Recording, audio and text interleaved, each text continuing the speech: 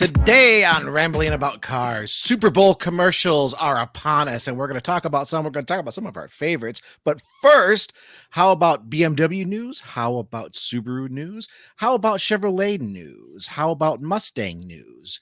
How about some other news that I can't see? I can't read my own scribblings on my notes because we did this like 30 seconds ago. So without further ado, it's podcast time. That's right. I'm sorry. I'm supposed to say let's roll. That's my new catch line. It's let's roll. News to me, but let's roll. Let's roll. It's podcast I'm happy to roll. time. I am Christopher Smith, and Mr. Chris Bruce is across the way. It's just the two of us. It's been a busy week. We got Chicago Auto Show coming up, and we have Super Bowl, and we have a lot to talk about. So let's take a moment and breathe.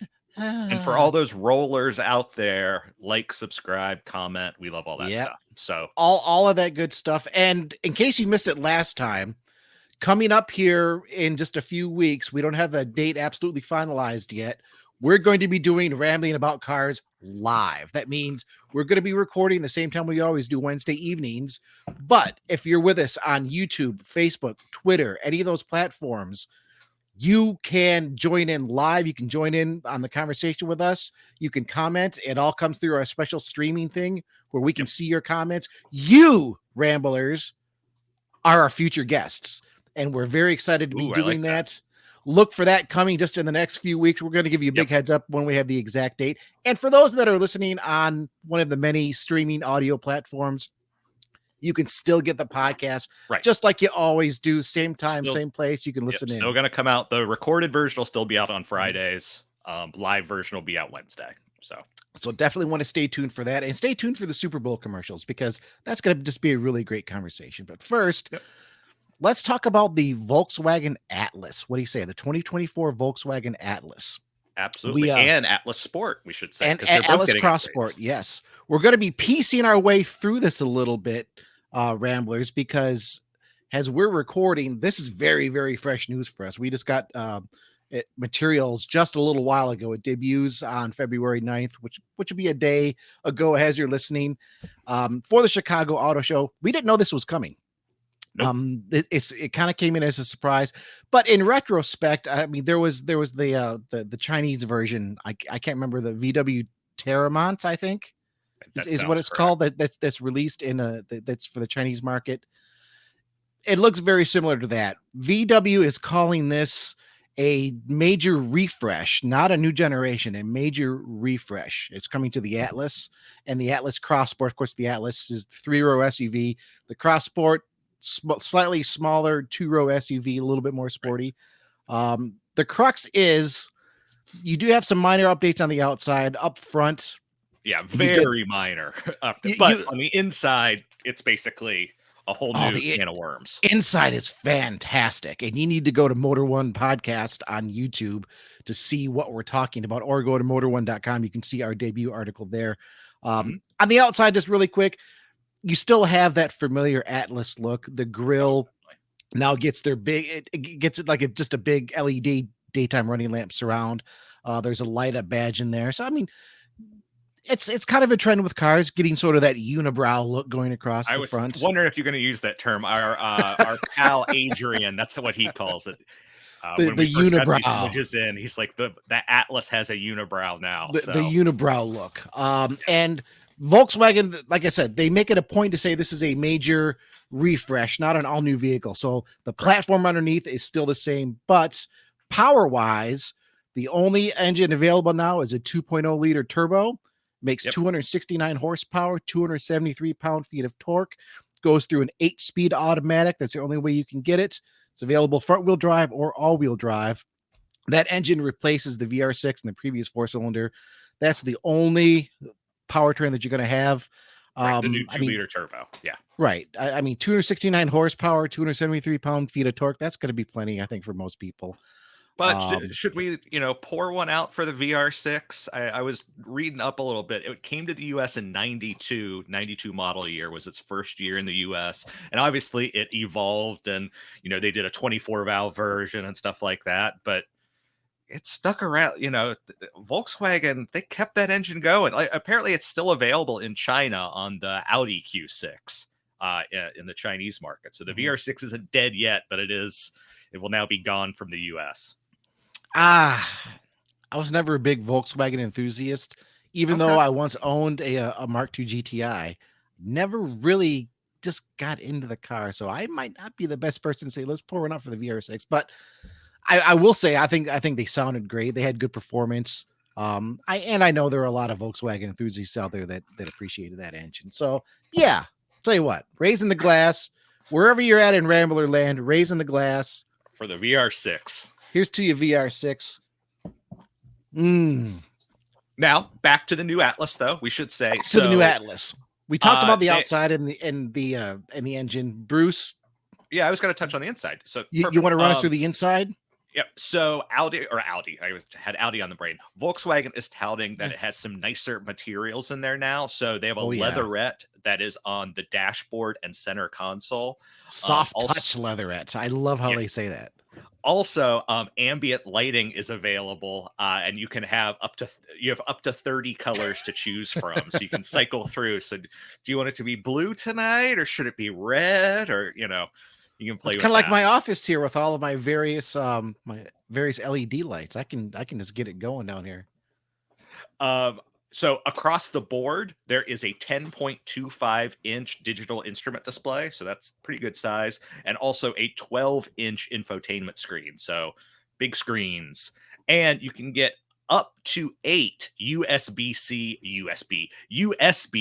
ports.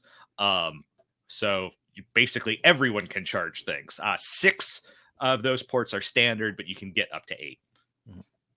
And I mean, let's take a moment just to talk about the way it looks, because before I had a chance to look at the photos, it's going over the press release, the Volkswagen saying, okay, major updates. So there'll be a few changes here or there. This interior looks completely different. I mean, the center console is restyled completely. The dash is restyled completely. I love the lighting effects they have on the passenger side of the dash. The way it comes through, it has something of a minimalistic look, but I mean, you still have some tactile controls to work with. The traditional shifter is gone. There's just I didn't take a good look. I can't remember if there's like a little knob or just like a little push button for the transmission control now. But it's a photo right it's now. It's such a clean, handsome, just a modern look without being over the top, like, Blade Runner type situation. I think it looks absolutely gorgeous inside. I would love to see one of these in person inside to see if the pictures do it justice, which is something that we're going to touch on a little bit later with some Ford Mustang news. That'll be interesting. So you want to stick around for that. Just their use of colors, the soft touch materials that they're talking about. And you just have just like a little kind of like a switch control for your transmission now.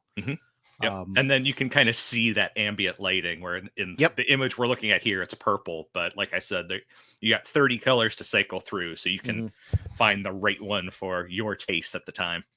It's a very clean, very elegant, handsome design. I was shocked when I saw how good the interior looked compared. I mean, the current model, or I guess at this point, the outgoing model, I don't think it was bad by any stretch. No, but this is a huge upgrade. This is like night and day. It's a surprising and wonderful upgrade. But we don't really have a lot of other details yet. We don't have pricing, for example. We don't have pricing. We don't know exactly when it's going to go on sale. Volkswagen said they were going to be releasing more information later on in the year. So look they for said the Atlas. Early Q3, which would be, when does the third quarter start? So that'd be the end of summer, early fall. Exactly. End of summer, early fall, barring any delays. Of course, we've seen quite a few delays from automakers in the last couple of years, just for various reasons. So end of summer, early fall.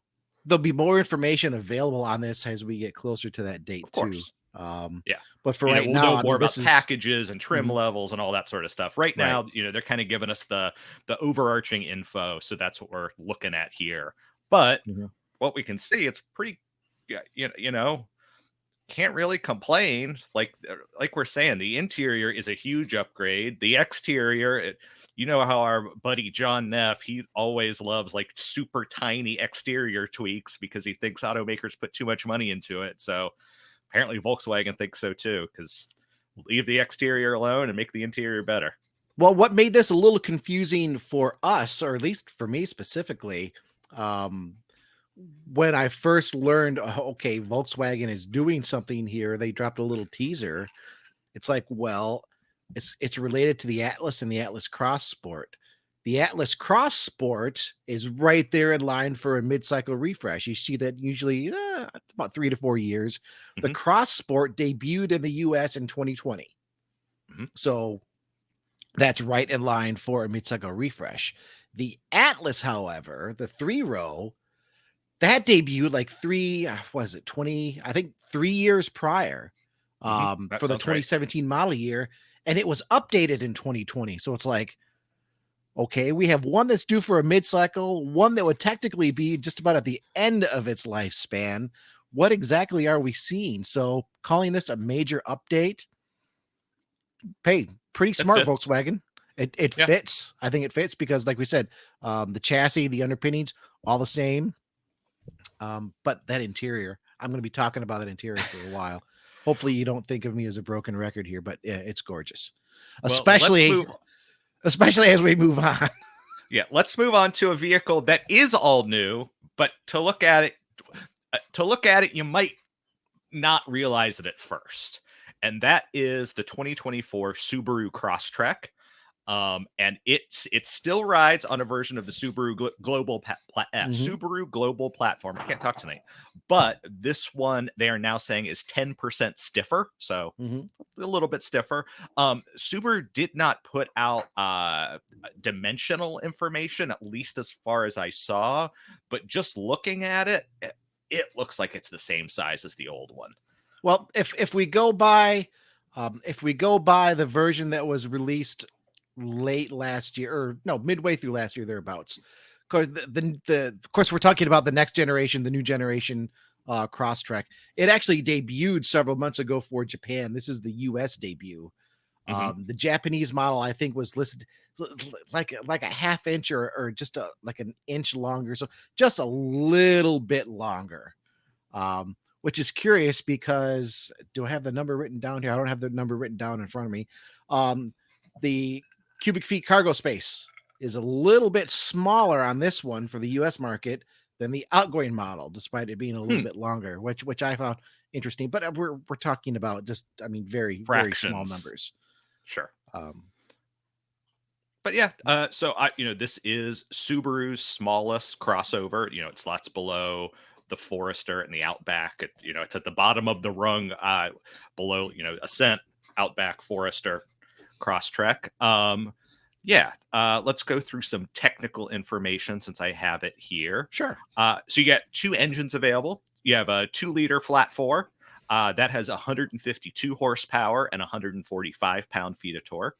Or on the Sport and Limited grades, you get a 2.5-liter Boxer 4-cylinder, both of these naturally aspirated, and the bigger one makes 182 horsepower and 178 pound-feet of torque. Hey, Bruce, let me ask you a quick question, because this is the next generation Subaru Crosstrek. Correct. What engines were and horsepower options were offered last year? I don't know the outputs, but I got a feeling it's a trick question. But I do know they had the 2-liter and the 2.5. So it's exactly the same. It's exactly the same. Okay. Same engines, the same power. The only difference this time around, there's no more hybrid model. I guess I didn't think of that. Yep. At least for right now, they've dropped the hybrid model. In Japan, the only thing available with the Crosstrek is the 2-liter with a mild hybrid setup. That's somewhere around like 145 horsepower, if memory serves. So it's worth pointing out there are some differences between the Japanese spec, the JDM model, and the US spec. US spec, all-wheel drive only. In Japan, there's a lesser expensive front-wheel drive version of this. So all-wheel drive, you have those 2 engine options.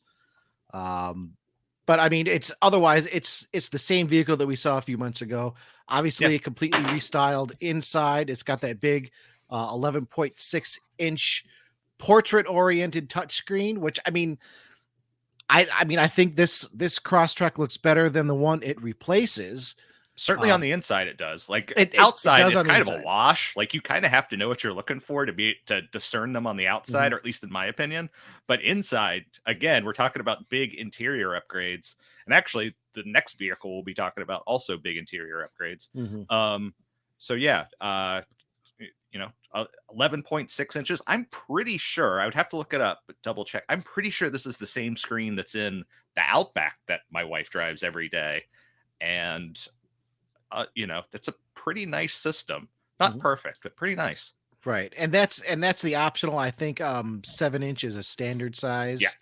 And that's when you look at it from the outside, I mean the grill is a little bit larger. The headlights up top are a little bit smaller. The fog lights down low are a little bit larger.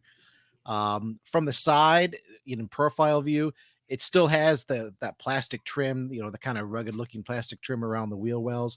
But instead of it just being curved, it's kind of squared off. It gives it a little bit more of a chunky look. 8.7 inches of ground clearance. Hey Bruce, guess the ground clearance of last year's model. I'm thinking it's 8.7. It's 8.7. Yeah. Hey Bruce, guess the price of the Subaru Crosstrek base last year's No, model. it's not the same, is it? I know we have pricing details because I was No, going to dig into. it's not the same. Okay. But it's very, very close. Actually, Subaru does say it's the same, but let me put a caveat to that. Did I write down my pricing? There it is. I'm looking at it right now if you need it. $26,290 is the least After expensive destination. model. That includes destination. Yep. Now, without destination, $24,995 is what you pay for the new one. Mhm. Last year, you would pay $24,995 for the base model with the CVT transmission. Last year, you could get a manual that was a little bit cheaper. This year, Jesus, the they manual is must have- gone. The sales of those must have been in the single digits. It must have been. I can't imagine anybody buying a Crosstrek with a manual. I mean, I guess I can. It's neat cool that it they existed, but, offered it. Right. I can't imagine that those sold in any significant Right. numbers. So that's the exception there. If you compare apples to apples, a new 2024 Crosstrek base trim with the standard CVT is the same starting price as last year's base Crosstrek with a CVT. Mhm. But destination is a little bit more expensive. I think it's $12.95 versus It is now, yes. $12.25. So it is, once that's added together, it's not the same. It is just a little bit more. But to have virtually the same price with some fairly notable upgrades, I mean, like I said, Subaru does call this a new generation vehicle, even though honestly, there feels like there's a lot of carryover, especially with the engine, obviously the drive line. Platform looks to some degree. There's an interesting dichotomy here talking about this one versus the Volkswagen we just talked about, which feels like it has maybe more new to offer than the new Crosstrek, but that's a major refresh. Just Right. kind of an interesting mix. No, And yeah, you're absolutely right. Subaru with this, how many times do we get a new vehicle debut where it's like, well, pricing will be offered closer to the on sale date, which might be months down the road? With our embargoed information on this one, we got photos, we got a press release, and then we got a full announcement on pricing. So yeah, you can go to motor1.com and see the pricing for all 4 trim levels. It's interesting. And not only that, the options too. Like they just laid it all out. Like because right off what the bat, Subaru does is they kind of have option packages rather than individual options for the most part. But they just laid out all the package prices. So yeah, we got the whole shebang. The whole shebang right there. And I mean, as you step up in grades, obviously it gets a little bit more expensive. You can only get the 2.5 on the top 2 trim levels. The 2-liter is what you get on the lower trim levels. And now manufacturing is split between Subaru's plant in Japan and Subaru's plant in Lafayette, Indiana. Indiana will be building the higher trim models with the 2.5, and Japan will be building the models with the 2.0. And we'll see the 2.0 models arriving in dealerships, I believe, in the spring of this year, followed by the higher trim levels in the summer. Very cool.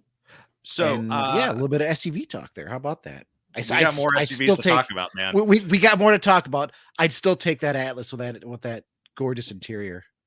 I mean, they're Sorry, I'm saying it again. Apples to oranges in a way, but I see what you're saying. Yep. But let's add one more. Let's see if you take this one. Let's put one more. I don't know. This is news to me, Ramblers. I haven't had a chance to see what Bruce is about to talk about here yet. So wait, I'm doing the one that starts with the letter B or the letter C? Wait, what do we have that's letter B or C? Is it BMW or Chevrolet? Oh, C. Okay, I'm thinking T. I see why. I see why. Okay. You see the T. Okay. I see. I tell you what. The T it is. We're spilling T the tea, is. damn it. We're spilling the tea. Okie doke. So Chevrolet, in a complete surprise, essentially, put out the newly refreshed 2024 Trailblazer today. Trailblazer. This just dropped and like, huh? Wait. Yeah. It's out? Was somebody going to let us know? So yeah, new Trailblazer. Tell us about it, Bruce. So it's refreshed. The biggest changes in terms of styling are at the front. So it now has these much thinner it has split headlights. The lights on top, the LEDs, are now just kind of a real tiny little slit versus before they were larger. And then you have kind of a squared off circle main headlight in below them. Here, I'm going to pull up some pictures here. And then again, it's almost the theme of the night. Biggest changes, they're on the inside. It's on the outside. I mean, I will say the outside does look, I think, better. They kind of went the same route as they did with the tracks that I think looks a lot better than it did before. So it's a welcome upgrade on the outside. So Chevrolet only gave us images of the Active, which is the yellow vehicle we're looking at here, and the RS, which is the blue vehicle we'll see here in a second. There'll also be LS and LT grades. Basically, it'll just be some slightly different grills and trim and stuff like that, but otherwise they'll be largely the same. Big thing inside. This now comes standard with an 11-inch infotainment screen and let me get this number right. I lost it. Isn't it 8 inches? Yes. And an 8-inch display in the instrument cluster. And to explain why that's such a big deal, the previous infotainment screens, it either came standard with a 7-inch one or you could upgrade to an 8-inch one. Now, 11 inches standard across the board. And the instrument cluster display used to be 4.2 inches. And now, like I said, it's 8. So big changes there. It supports wireless Apple CarPlay and Android Auto. Chevy was touting that the backup camera is now in high definition, so you'll be able to see a little bit more. Although in a vehicle this small, backup cam is not the biggest deal in the world. But hey, better resolution for the camera is something. Bravo for a high def backup camera, but I mean, do you need to see your kid's tricycle in that detail? Hey, I mean, honestly, would you rather it be low? Would you rather it be lower definition? Like, I'm happy to see what's back there. I guess I don't use backup cameras enough. I'm not saying it's like a revolutionary thing, but I think if you were buying it and someone said, "Hey, the view from the backup camera is better," like, okay. Better than it being worse. Like, I'll take that. Yeah. Okay. Maybe I'm just being a little cynical here. Let's please continue. But that's not the point. But like, the screens are twice the size, or the one screen is twice the size. The other one is, 2/3 as big. So, those are pretty big upgrades. Yeah, for sure. Powertrains carry over entirely. Standard engine is a 1.2 liter turbocharged 3-cylinder that makes 137 horsepower, 162 pound-feet of torque, and it drives the front wheels through a CVT. you can upgrade to a 1.3 liter, another 100 cc's, turbocharged 3-cylinder. That makes 155 horsepower and 174 pound-feet. If you get that with front-wheel drive, it uses a CVT, but that model is also available with all-wheel drive. And if you opt for that, you get a 9-speed automatic. Fair enough. And I will say the interior does look pretty good. Yeah, I mean, it's not your precious Atlas, but for my precious. Okay. No, but okay. So to put it also into perspective, a 2023 model. So this is a 2024. We do not have pricing on this one yet, but the 2023 model starts at $23,395 after destination. So it is, by modern standards, a very inexpensive vehicle. Right. You know, maybe with these upgrades, they tack on a little bit more money. We don't know that yet, but this is still, you know, an entry level ish vehicle for people. And the fact that it's offering big screens and, you know, I mean, those engines, they're not, you know, it's not a supercar, but they'll get you around. It's not meant to be. Right. No, I think those engine options in this application are fine. And to your point, yeah, we are talking about something on the lower end of the pricing spectrum. And I mean, just like, and I still remember vividly our conversation about the tracks, thinking this thing looks really good inside and out, considering its price point. Right. And I think Chevrolet could have another winner here on their hands with the Trailblazer. Especially with a high def camera. I don't know. Well, that's can I just drive in reverse and look at everything that's coming at me that way?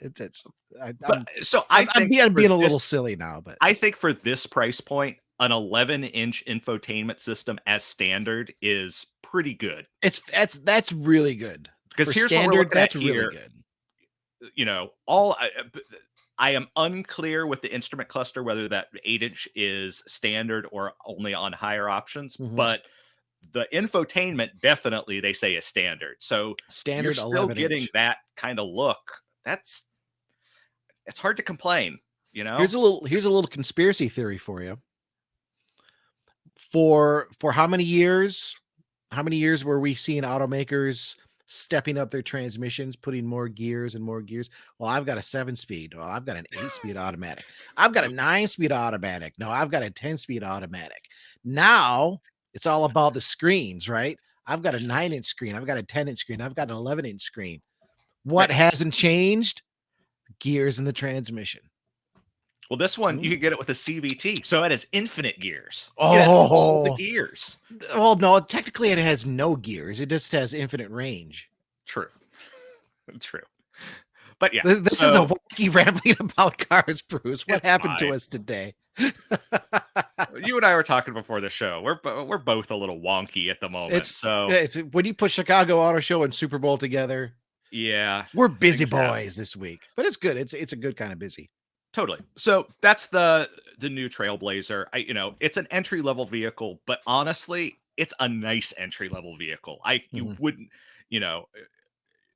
there are vehicles that cost more than this where you don't get some of this tech. So yeah, I don't mind it. I don't want one, but I could definitely see how this would appeal to people. No, I'm down with it. I'm down with it. And just like you ramblers, I learned about that for the first time. So what am I going to do after the podcast? I'm going to go over to motor1.com and read Bruce's article like a good friend and good colleague should do. I apologize. I didn't have a chance to read that before we were recording tonight, but I was looking up Atlas stuff because it's like, oh hell, this came in and it's not written yet. So I'll probably end up writing it tomorrow, but yeah, great stuff. Now the B. now for the B. So does it end with MW? If you pronounce it phonetically, it does. BMW. Yep. The 2024 BMW X5 and X6. These are again refreshed crossovers. It's kind of a theme tonight. It wasn't an intended theme. Kind of automakers did it for us, but it's kind of a theme tonight. Thank you, automakers. We love our life. Yep. So Refresh crossovers. I'm going to put up a gallery here to start with. This is the refreshed X5. Actually, I'm not going to do that. I'm going to do something different. So our colleague Angel, he did a compare the differences story for us. And I think that's where I actually want to start to show people the differences because, and again, it's outside a theme tonight. On the outside, you can't tell the difference. Inside, it's all better. Inside, yeah. Well, I mean, that's where you spend your time, right? Exactly. So that's where you spend your time. So if you're watching on YouTube, you can see it here. For the people on audio, I will describe it. Biggest change is the lower fascia. Also, the headlights are slightly different. I believe BMW said they're 35 millimeters narrower, which is really specific. But I mean, you can see it. You can, yeah. You can see it. The headlight shape is still pretty much the same, but they're just a little bit thinner. 35 millimeters. 35 millimeters. Hey, some of us would like to be 35 millimeters thinner. I'll take whatever I can get. Did BMW say anything about the grill? I don't think they did, but the grill looks maybe a little smaller as well. They did. They changed. They said, as I recall, the size of the grill is the same, but the surround is slightly different. Okay, that would explain it. Because the surround is more prominent here. Yeah. Which has the effect of making the actual inset look a little bit smaller. Right. And then you kind of have this boxy lower section. Which is a pretty common theme with BMW lately. Right. So that's the front. On the side, or I guess Angel did the back next, but we'll get to the side. Again, like you got new graphics for the taillights. Mm-hmm. Slightly different lower fascia, but it still has like where the exhausts integrate into it. You know, very slight difference there. Then from the side, it's essentially a wash. Like, yeah, I mean, I'm sure BMW pros or BMW aficionados. I mean, looking at the picture, they'll find the little individual things to pick out. You know, like there's slightly different trim. There's there are little touches, but for the most part, it's the same. Right. But then inside is where we get our big change. So that's where the magic happens. Yeah. So the new or I should say the refreshed X5 and the X6, they adopt BMW's single bezel infotainment / digital instrument cluster. So before it was two separate screens. Now it is two screens still, but all in one bezel, which makes it look like one big screen. And in order to do that, BMW also shifts some things around. The HVAC vents on the center console, they get smaller just because they kind of have to. Also, they change around the way the center console is set up. You no longer have kind of the big gear shift sticking up. We also have a new steering wheel design in there. Yep.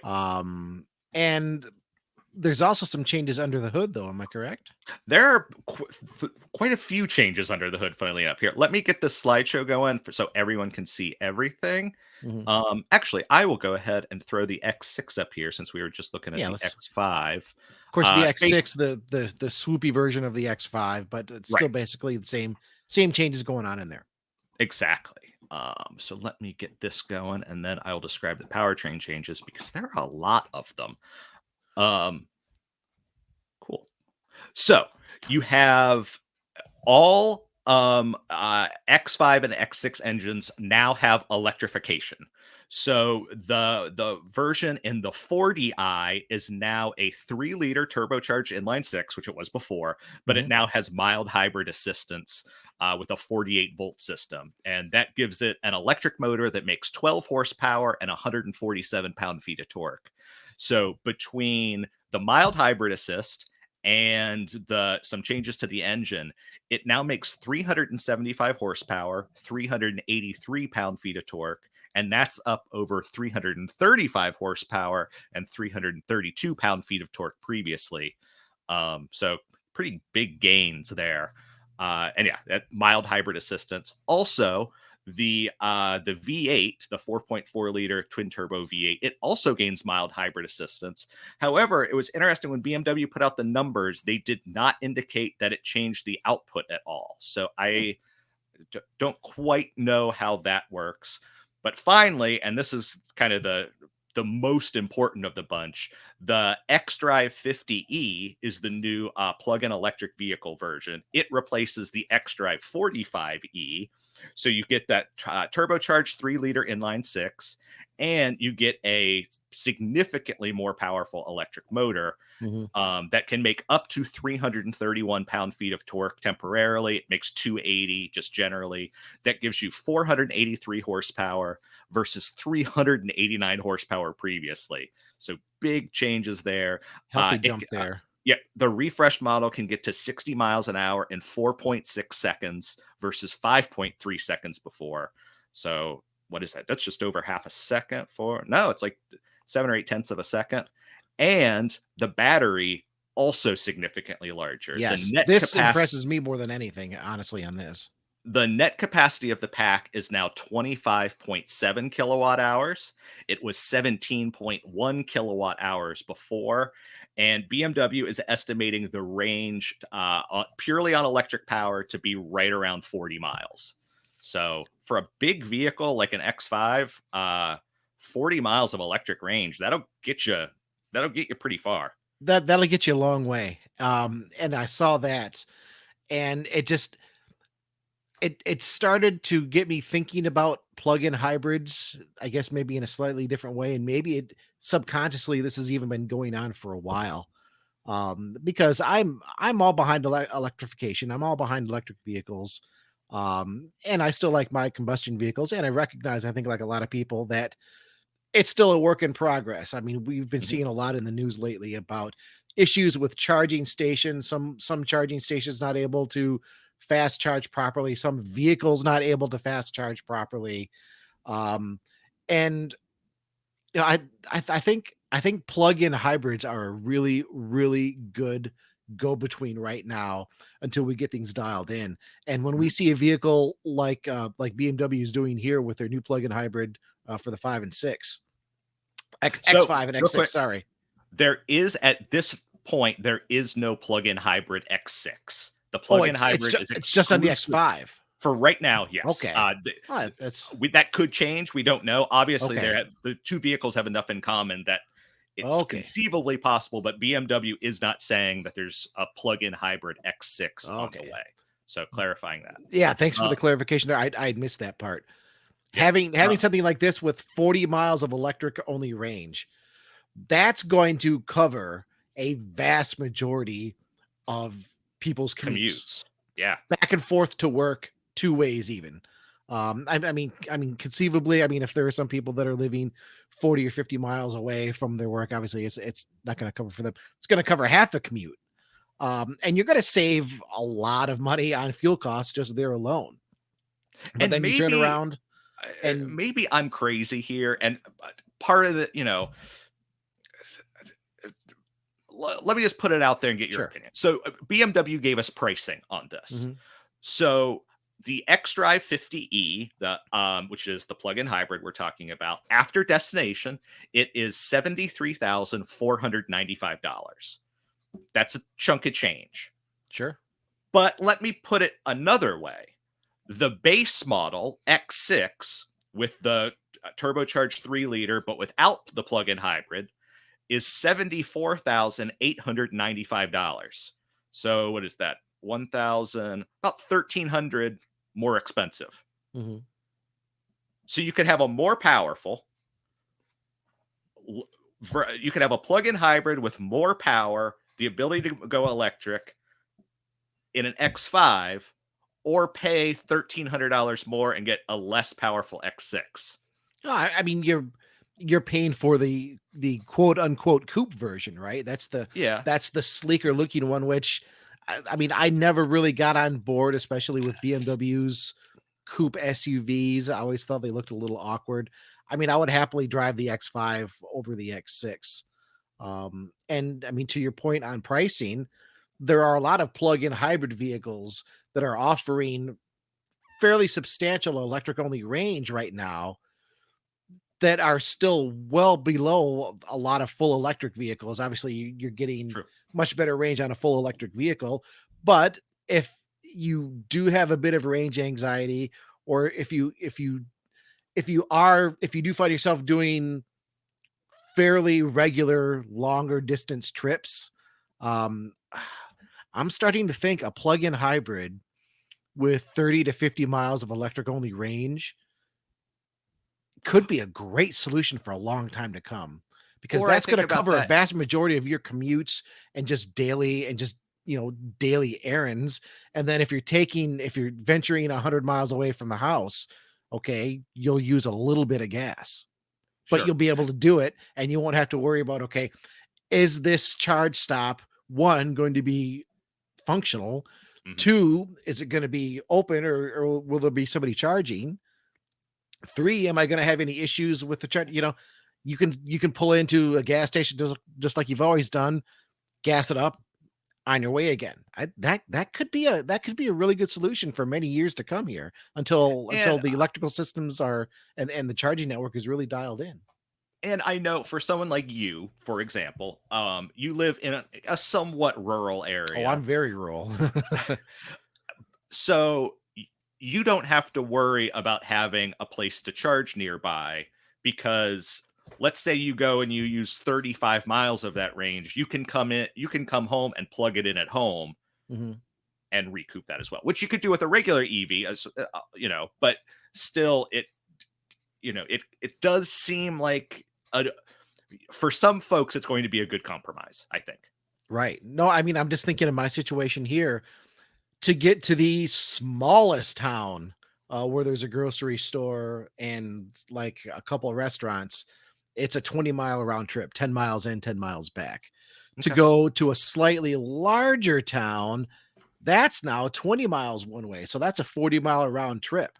And I find myself doing that quite often. Hmm. So, where I was at in South Dakota, a pure electric vehicle made more sense. Where I'm at now in rural northern lower Michigan, a plug-in hybrid is making a lot more sense to me now if I want to go electrified to some Hmm. degree.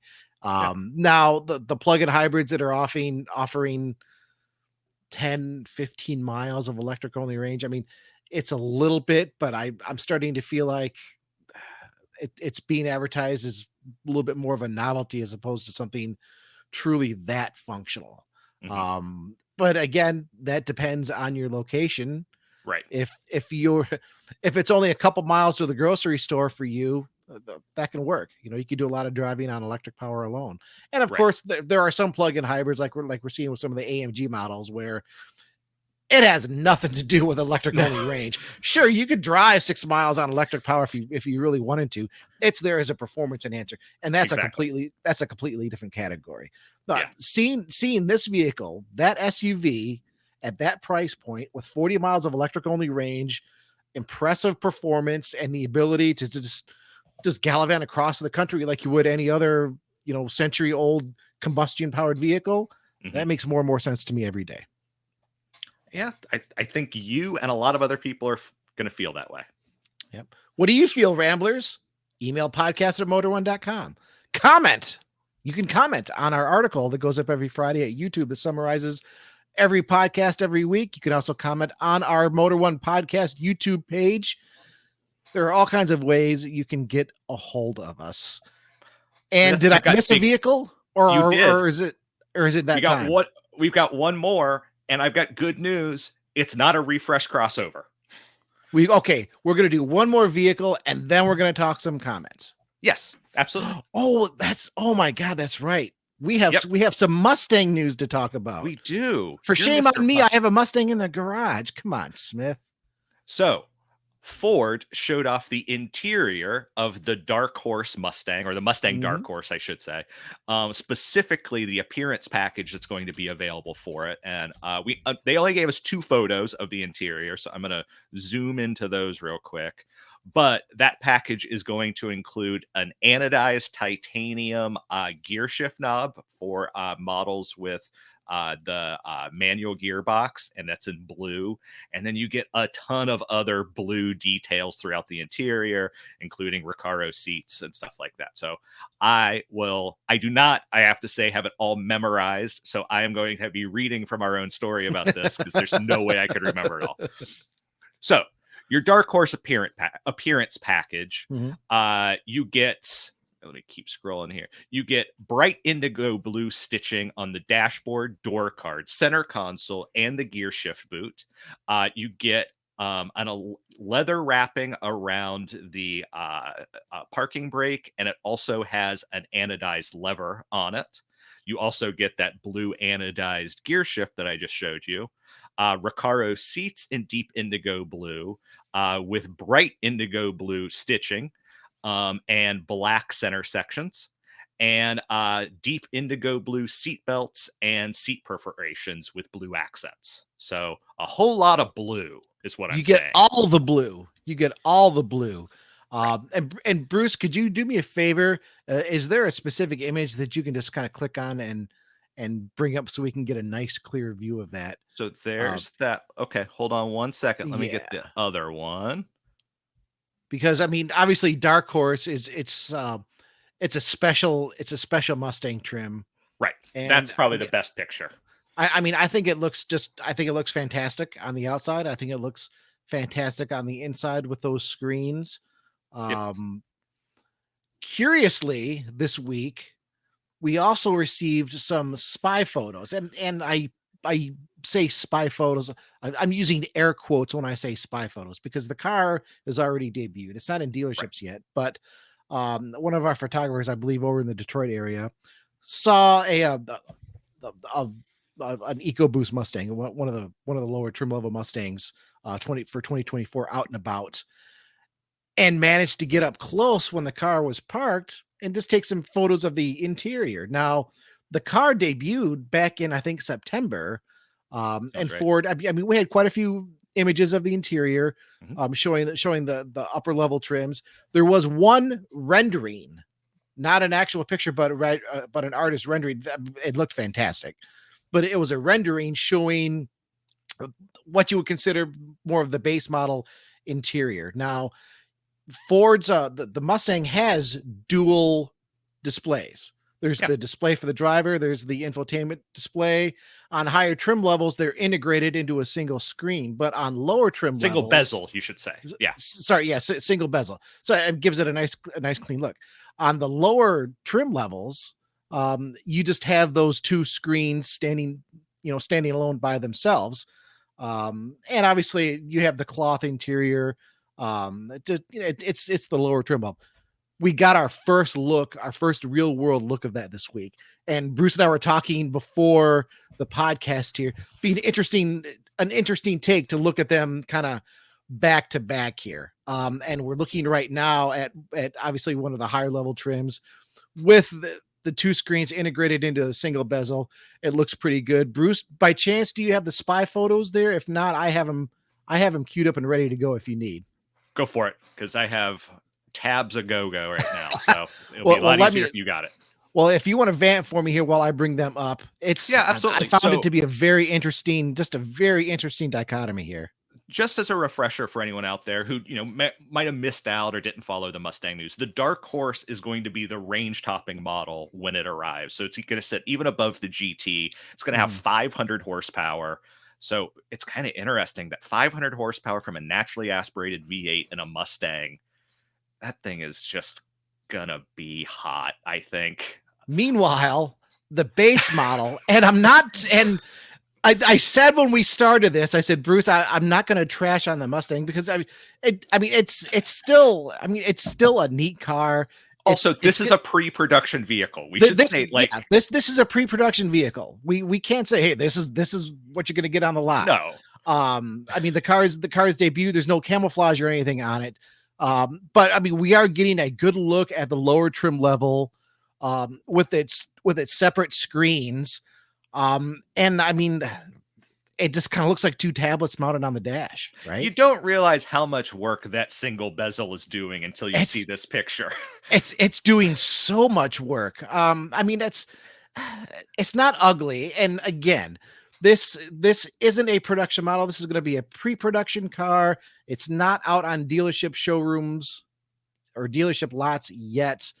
And obviously we're looking at a shot, snapped quickly through a window of a car that was parked in public. So there's no worries there. But I mean, we're looking at just the gray interior, Yeah, lots of with some chrome and silver trim on there. There's black on the seats with some contrast stitching. I mean, for a base model vehicle, it's certainly not bad. It's just kind of shocking to see the difference, kind of the two screens. Yeah. Just having them sitting there on the dash. Well, go to motor1.com and look at some of the comments that have been real quick. If you're that have been written. Hold on. Damn it. I just lost the image. Let me pull it up again. Just if you're watching on YouTube, we can do a quick A/B where you can see again, pre-production vehicle, things could change. They might have some slightly better trim, stuff like that. But so there's that. And now here are images of the Dark Horse right now. That's a pretty significant difference, it feels like, especially when you actually look at, Now, another thing to consider, obviously automakers, I mean, they're paying a lot of money to have nice professional photos done. Our spy photos, I mean, hey, they're good photographers, but this is a case where somebody ran up, took a picture through the window. It's not staged up quite as well.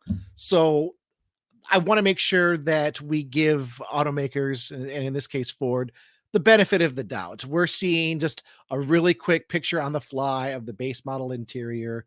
I'm very curious to now get a good look at both of the interiors to see how they compare. Because, I mean, my mind almost can't make the leap that does that bezel incorporating those two make that big of a difference? Because it is kind of shocking, and you can see it all at motor1.com. We have the Dark Horse. We have those base model Mustang spy photos all up there. Go check them out. Make your own decisions on that. And then email us what you think at podcast@motor1.com or comment, all of the good stuff. I should have said that this time instead of last time around. So finally getting the rhythm right here. But this also means it's time to read some of those comments and emails, and we do have some to read. I got to read this one from Ted Adam Green, and this is in response to last week's episode because I just loved it so much. Who would have thought that a Dakar Porsche would only be the second best topic of a podcast? Stranded in Oakland could easily be adapted into the comedy horror classic for the ages. Stranded in Oakland.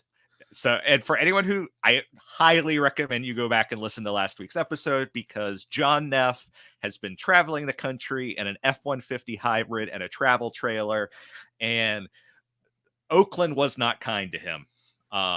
You need to go back and listen to that podcast if you missed it. So yeah, Oakland was not kind to him. So great ramble as always, guys. Thanks for podcasting. And my Dakar-able vehicle would be a Ford Maverick. No, not the current truck, the classic 1970s two-door coupe.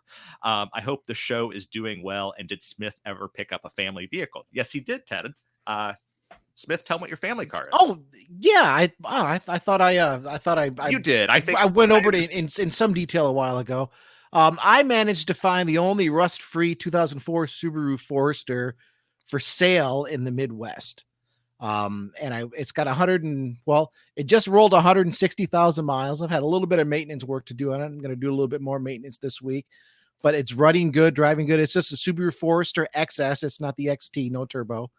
But it's the XS. So it does have quite a bit of equipment. It's got leather, heated seats, and no rust. And frankly, I'm still kind of shocked at that, except on the windshield wiper arms. How do you get rust on the windshield wiper arms and not the rest of the car? I have no idea, but it's serving very faithfully, has a good family / winter car for Northern Lower Michigan.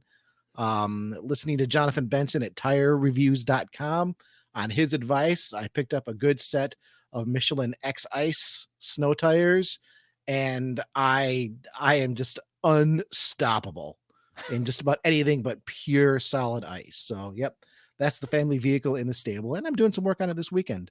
In Very cool. fact, I just ordered a 7-inch touchscreen stereo that I'm going to put in. So I can say my 2004 Subaru Forester has the same size touchscreen that a new 2023 standard base Crosstrek has. That's right. How about that? So I read a comment. You read your comment. Okay. Well, I'm going to jump back here a little bit. Gino sent us an email quite a while ago, right? It was back there towards the end of January, and I apologize we didn't get to it sooner. But Gino is referencing the episode where we were talking a little bit about Aston Martin, and we said, "Hey, what's your favorite Aston Martin of all time?" And Gino writes, 2010 Aston Martin V8 Vantage Roadster. That's a hard one to find any fault with. As I've said before, I work in film, mostly commercials these days, but this was a pilot for a show that never got produced.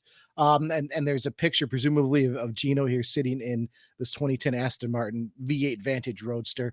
Looks fantastic. The show never got produced. Someone needed to move the car, so I volunteered. Darn it. Come on. I don't want to get into that Aston Martin. Oops, well, my foot slipped off the brake. Hey, wait. I'm in Arizona. How did I get here? What's going on? This was photographed in April 2010. Love your show. Would comment more frequently, but I'm usually 1 or 2 shows behind, depending on the schedule. Hey, I'm sometimes 1 or 2 shows behind. Sometimes I'm behind more shows than that. That's just how we roll. So comment on anything you want, and we will try to catch it when we can. I'll try to catch up. Gino, thanks for listening. Thanks for emailing. Love your pick for the Aston Martin. So quick one here from Vampire Bear 13. Another great show, guys. I like the Mach-E hearse. Congrats on moving to Columbus, Chris. You're now a bit closer to me, Mark and Bucyrus. So the Mach-E hearse is still what I think about. That's just so dumb and cool. I still like the combination of the hearse and the limo. Yeah. And Adrian, I don't know if you're listening, Adrian, our other Motor One news editor who's based over in Romania, who's we call him Batman because it's like he doesn't miss anything. And you won't find anybody, I don't think, with more broad car knowledge than Adrian. And a great writer. I will never, that is one of the best headlines of all time. Ford, Mustang, Mach-E, hearse, and limo. I can't remember it exactly, but it was like, party until you can't party anymore. It's just, that's gold. I should print that out and put it up on my wall. So yeah, great time. Let me jump back to another older email. I think it was 2 weeks ago or so. We were reading an email from Parker. That was part 2. We never got to part 1. So okay, we're going to do part 1 here right now. So we're going to jump back in time a little bit. If I remember correctly, this is when we were talking about the Corvette E-Ray, when the Corvette E-Ray had debuted. And this also goes back to that same episode we were talking about favorite Aston Martins. So here's Parker's part 1. Hey, Mr. Bruce and Mr. Smith. Just listened to the latest podcast episode. Thought I might send off an email. First off, Corvette E-Ray is pointless. Styling-wise, it's nothing special, and only hardcore fans will be able to differentiate it from other Corvettes. The electric powertrain is nothing to sneeze at. It's not electric enough to be noticeable, though, as you mentioned. It needed to be a plug-in hybrid with a usable electric range, and I think I made that case that it didn't really make much sense. It felt more like, hey, let's make an electric Corvette because that's the cool thing to do, instead of, hey, let's make an electric Corvette because we can make it awesome. All you're getting with the E-Ray is better fuel mileage, and if you're spending that much on a sports car, fuel costs are most definitely not at the top of priorities. Z06 is far more appealing. It's the same price, although finding one at sticker is a pipe dream. Not wrong there. You'll get the final celebration of pure combustion power and the same power numbers and performance. And for those flippers out there, the Z06, I predict, will appreciate drastically in value, while the E-Ray will tank in value. Interesting. That might bear some further discussion here at the end of this message. I assume the E-Ray is basically just supposed to be a larger production Corvette with Z06 performance. Those are my thoughts. My favorite Aston Martin would be the 2001 Aston Martin DB7. Not only is the styling gorgeous, but it literally saved Aston Martin. They were about to go under, but with help from many automakers, primarily Ford, but also Mazda and Citroen DS, they were able to save the brand. And did I mention that it's gorgeous? And then one final part here, the Mazda MX-30 E Skyactiv R-EV. Boy, that's a long name. And for those that don't remember, that's the range extended rotary powered Mazda MX-30 that's still electric, but it uses a rotary engine to charge up the battery.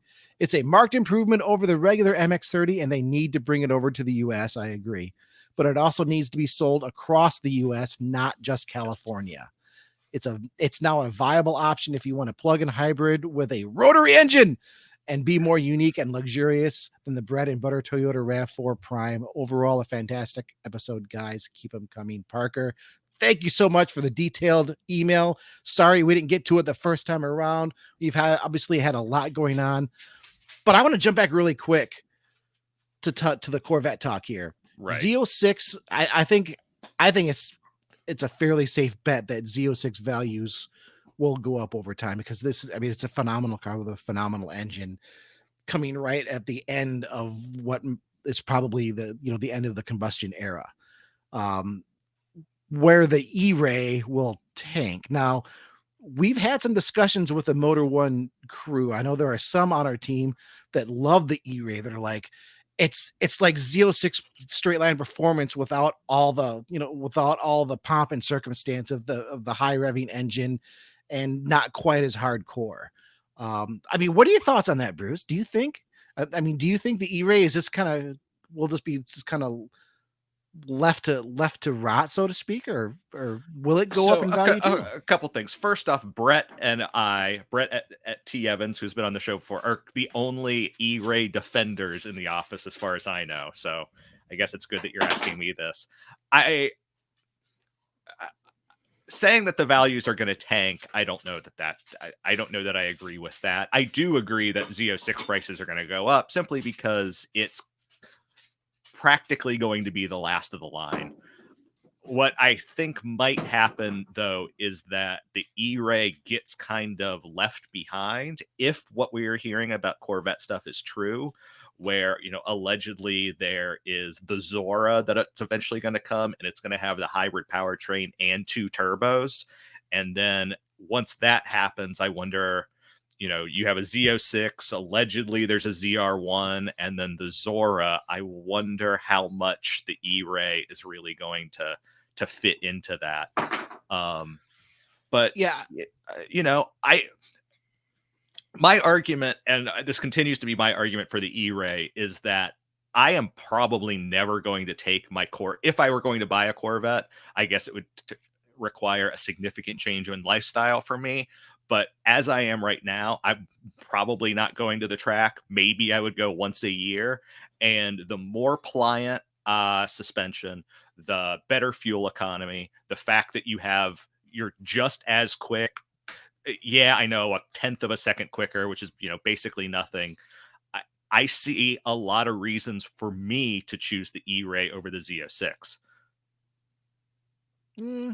I know everyone, Brett and I have the same argument. Yep. Everyone disagrees with us. That's fine. Like, I get the counter argument. I understand the Z06 sounds better and is more exciting and stuff like that, but it's more hardcore. It's going to be less comfortable on the street. And if I just want to go do a spirited cruise, I think the E-Ray to me is the better option for that. And that's more what I would prefer to do. But if you want to take if you want to go take the spirited cruise, just spend half the money and take your Stingray. Oh, totally. Yeah. Yeah. And then take your Z06 to the track when you really want to rip it. Totally valid. Yeah. Or you're saying the E-Ray kind of does both.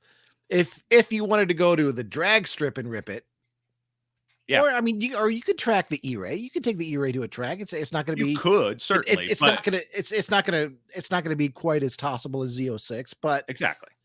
Are you there to Set lap times. Are No, you I there would to set assume. lap records or Yeah. beat the local drift king? No, you're there to just turn some laps and have a good time. It just kind of comes down to preferences, and I know myself well enough that while I like, the sensation of speed and excitement and stuff like that, that's part of the reason we all like cars. I don't need something as high strung as a Z06. I just know myself. And the fact that the E-Ray is a bit more of a quick cruiser, one could say, rather than, a supercar track killer, it's just more what I prefer. But I don't, I don't begrudge anybody else because I see the counter argument completely. It's just my preference, Well, and as a little bit of time has gone by here, I also feel like maybe the E-Ray exists because it had to, so you could make this jump from Z06 to ZR1 and then to Zora, which if we follow that alleged schedule, the Zora will be the twin turbo all-wheel drive hybrid. Correct. That has like 1,000 horsepower or something allegedly, and is the insane performer. It almost feels like a prerequisite in a video game, right? Like, sure. Okay, I want to go to this. I want to go to this castle. Level 20. But so I got at level 2 though, I can get the E-Ray. So I got to level up. I've got to get this level before I can level up there. So I don't know. What do you think, folks? Podcast@motor1.com. Send us email there. I've said it before. Comment on our article. Comment on YouTube. We love hearing back from you. I think we'll have some more comments to read next week, but we're getting a little bit long, and we still got to talk about the Super Bowl. The Super Bowl. Super Bowl 2023. I think it's Super Bowl 57. We're starting to see some commercials here. But right now, that's part of the discussion because as we record here on Wednesday, automakers usually drop some teasers and or full commercials, generally, a few days before the game. And here we are recording. We've only seen one, and that's come from General Motors. We've got a teaser for another, and we know 2 more are happening, and we know nothing about them. Right, and that's it. So I mean, let's talk about what we know. Okay, GM Super Bowl commercial. It's Will Ferrell touting a bunch of EVs. And GM, I guess, went in with Netflix on this. GM is helping promote some of the Netflix shows, while at the same time promoting our electric vehicles. Hey, we want to give electric vehicles a stage, and we're going to do that through this commercial. Will Ferrell, obviously funny guy. 60-second commercial. We got zombies. Now, I'll be honest. I don't have Netflix. I'm one of the people that doesn't have Netflix. At this point, I think I've subscribed to just about everything but Netflix, which is probably why I don't have Netflix, because I'm getting everything else that I could possibly need right now. But I mean, you can go to motor1.com and watch it. It's also up on YouTube. It's going to air during the big game. And we should say it's more GM and Netflix. Their partnership will go beyond just this. Apparently in future Netflix shows, GM EVs, GM brands EVs will show up. And they even make a joke. So since you don't have Netflix, Bridgerton is a historical drama set in Regency era Britain. And so in the commercial, they have him driving through the set of Bridgerton in a Cadillac Lyric. And he specifically says, we're not going to put EVs in all of the shows. So and he also goes into Stranger Things, which is set in the 80s. Like you're not going to see a Lyric or a Silverado EV in upcoming seasons of Bridgerton or Stranger Things, or places where they don't belong. So, but I mean, it's not the first time we've seen Will Ferrell doing stuff with EVs for GM. So I mean, always a good combination. I watched the commercial. Yeah, I mean, it's fine. It's fine, but it's honestly fine. I don't think it's going to be one that I remember. No, years down the road. We know Kia is going to have a commercial. Whether or not it drops before the game, we don't know. We don't know much. It has something to do with a baby. Something to do with their teaser image, we're looking at it right now. It's just a picture of a baby pacifier, and it says find it on February 12th, 23. Yeah. That's it. So presumably it's going to have something to do with that. I did catch, I think it was the day after that teaser dropped, which was a few days ago at this point. I caught another social post from Kia just today where it was something about, we got to find the binky. There's no emoji for a binky, which I mean, you can, I guess is also saying for pacifier. I don't have kids. I don't speak baby. I apologize. But they said, we got to find the binky. And it was just a bunch of little pictures of pacifiers. So whether it has something to do with baby specifically or emojis, we don't know. It's a very, very bizarre, just kind of scratch on our head teaser. I mean, last year Kia had RoboDog, which was a good ad. It was cute. Which at least gave us some direction. It's one of my all-time favorites. So we're going to talk about that here shortly. But that's where we stand with Kia. Yep. Beyond that, we know Stellantis, and specifically Ram and Jeep, will have commercials during the Super Bowl. One, I think, is going to be like 2-minute warning before the end of the first half. And then another one is supposed to be sometime in the early fourth quarter, I believe. But we have no idea what they're about. Stellantis they dropped a press release. It's very odd for a press release just saying, hey, we're going to have 2 commercials. Yeah. And that's it. I mean, no hint as to what they might be. Do you think we will ever see an ad from an automaker like Halftime in America again? Oh, what a great segue, because we just talked about the commercials that are coming. And actually, before we segue, as far as we can tell, unless there are some last second surprises, this is it this year for automakers, which is way down. Yeah. And I know I've seen some articles on some other websites talking about some of the costs or alleged costs. We don't know exactly. We can't confirm things. But we've heard that in some cases running over $7 million for a 30-second spot. Mm-hmm. I mean, when I saw that, I was like, is that right? And again, we have no way to verify that. Right. But if that's the case, I mean, no wonder you have companies teaming up, like GM and Netflix plus GM, you can split the cost. I mean, even for something that gets that much viewership, that's a lot of coin. Now, whether that's a reason why we don't see as many automaker ads this year. I mean, last year we had Kia, we had GM, we had Nissan. I can't remember if Toyota was in there. I think they had one before the game. They did that for a few years where before the game they would have an ad. Right. So, I mean, this year it's way down. That could be one of the reasons. We'll see what happens here on Sunday, and we'll probably talk about it a little bit next week. But to get back to the segue here, as we wrap out this episode, we got to talk about some of our favorite commercials, our favorite auto-themed Super Bowl commercials that we can recall. And Halftime in America is one of mine. It's not funny. It's one of your favorites? I thought it was very well done. Oh, I thought it came at a time where we really needed to feel a little bit of sort of a a little bit of reboot of national pride. And I thought, because if I remember that was Chrysler, I think. Yeah, it was Chrysler. Chrysler did that. That's what I meant when we were talking about Stellantis. Yeah. Yep. And yeah, that's one of my favorites. It's aged really poorly though. Yeah, but I'm not looking at it in context. Or I'm not taking it out of context. For that time, I thought, you know what, that was a very good message. That I thought unlike that they any put out. Car ad I have ever seen and has probably ever been made. Right, and I mean, for those that aren't in the United States, it might be a little bit harder to understand. Us Americans, we can sometimes feel a little proud. Maybe sometimes it's justified, maybe sometimes it's not.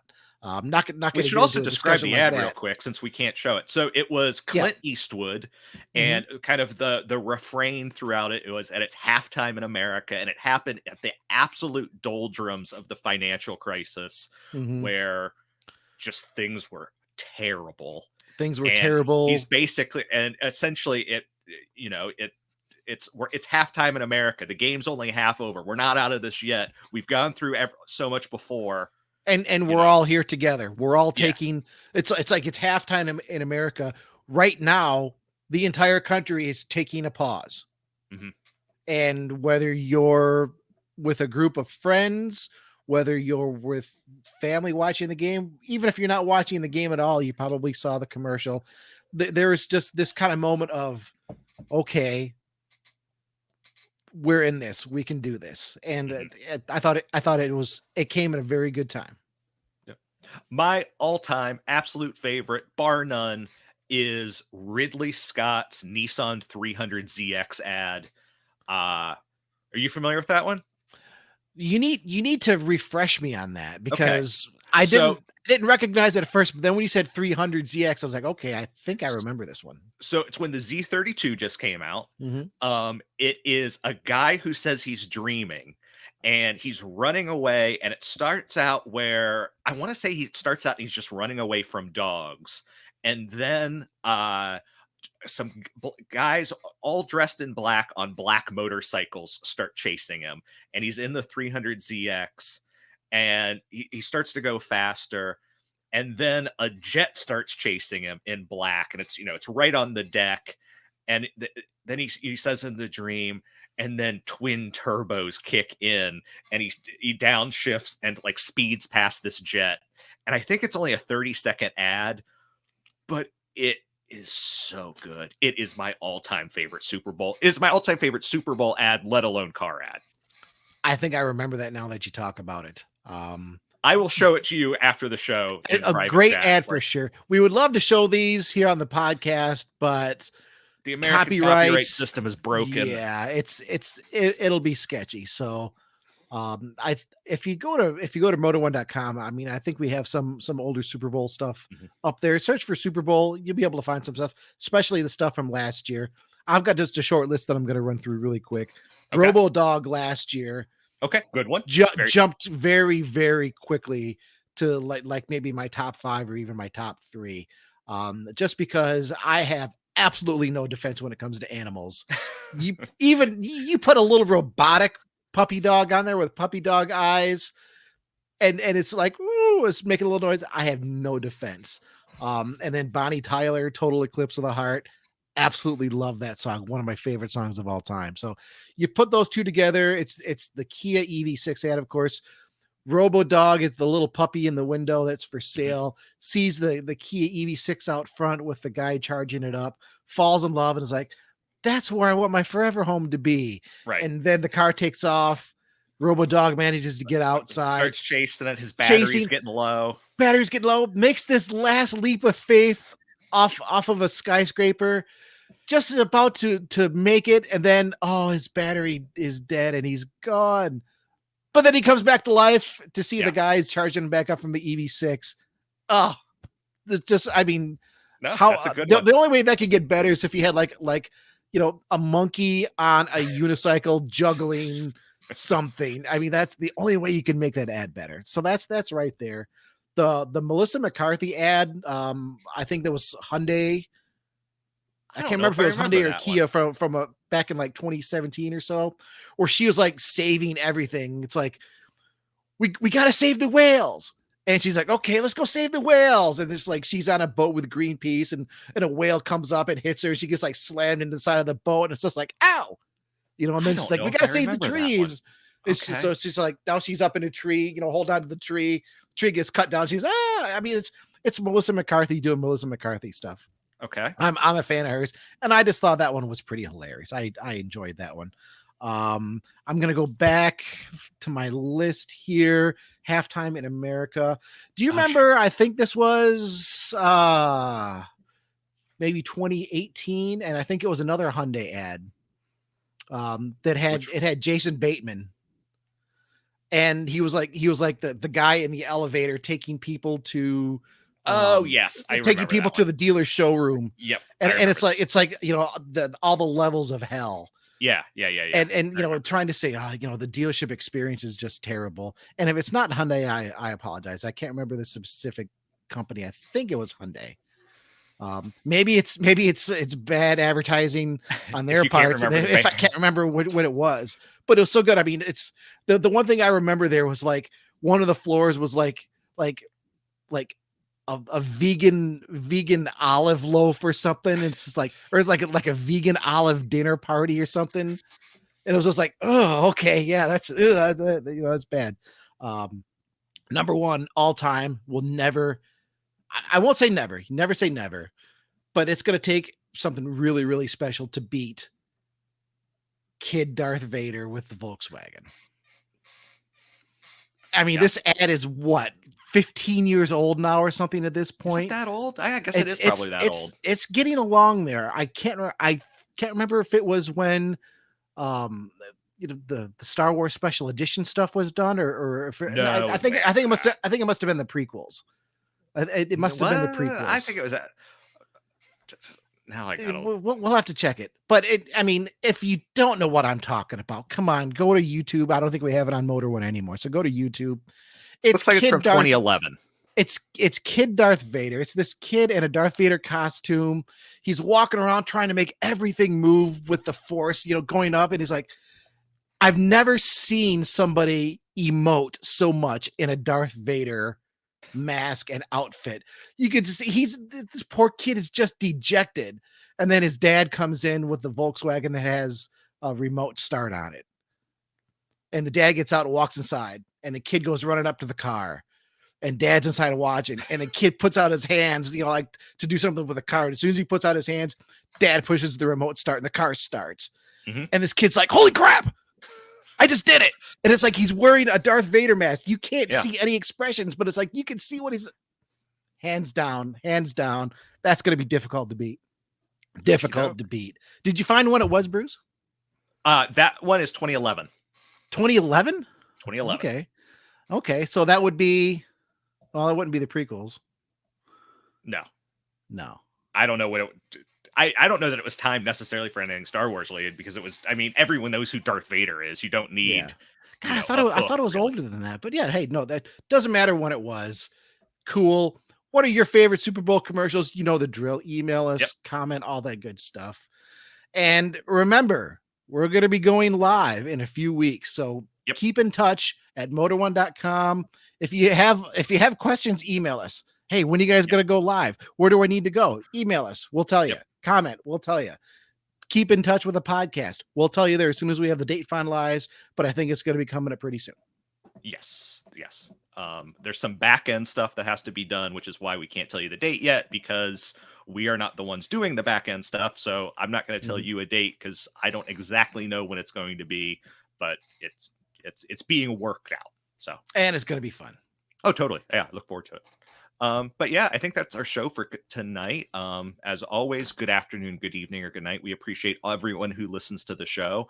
And as soon as I sign off here, I'm going to show Smith the 300ZX ad that he apparently forgets. And it's awesome. And I looked it up. The title of the ad is Dreamer, and it is from 1990. And it was a Super Bowl ad. So for anyone out there looking. But with that, bye-bye, everybody. We'll see you. Bye-bye.